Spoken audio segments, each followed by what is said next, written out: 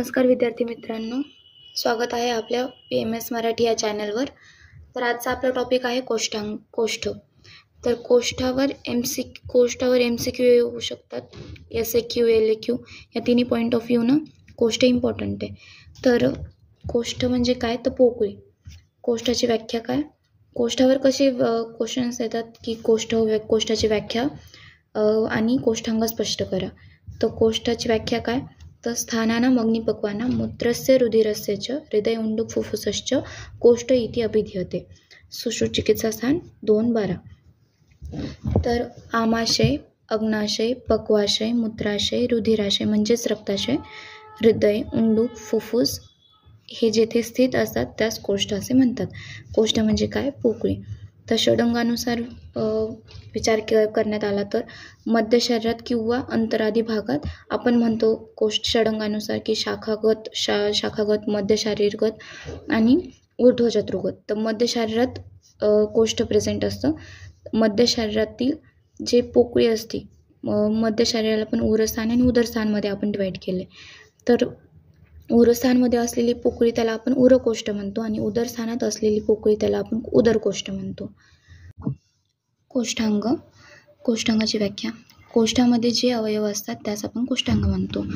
जे आपण कोष्ठ म्हणजे काय, तर पोकळी बघितली होती। उरकोष्ठ आणि उदरकोष्ठामध्ये जे अवयव स्थित असतात आपण त्याला कोष्ठांग म्हणतो। तर चरक मतानुसार आणि सुश्रुत मतानुसार, चरकांनुसार पंचदश कोष्ठांगानी तद्यथा नाभिश्च हृदयंच क्लोमच यकृच्च प्लीहाच वृक्कच बस्तीच पुरुषाधरच आमाशयच पक्वाशयच उत्तरगुदंच अधरगुदंच शुद्रांत स्थूलांत्र वपवनमचेती।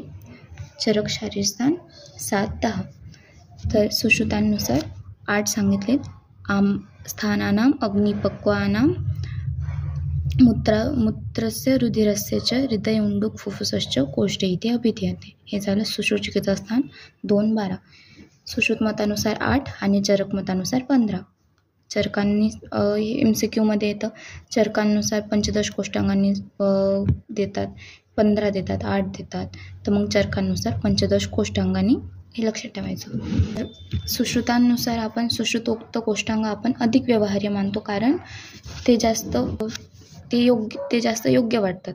आणि चरकांनुसार काय, तर नाभी ही कोष्ठांग सांगितली आणि नाभीचं महत्त्व फक्त गर्भावस्थेत जास्त असतो। जन्मपश्चात त्याचा प्रत्यक्षता बाकीच्या अवयवांशी फारसा संबंध येत नाही, म्हणून आपण नाभीला कोष्ठांग असे म्हणणं योग्य वाटत नाही।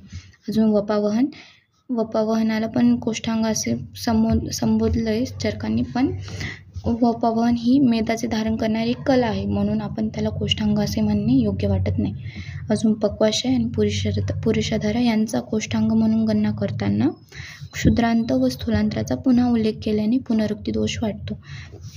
पक्वाशय आणि पुरुषाधरामध्येच क्षुद्रांत आणि स्थूलांत्र येतो ना, तर म्हणून आपल्याला ते पुनरुक्ती दोष झाल्यासारखं वाटतं।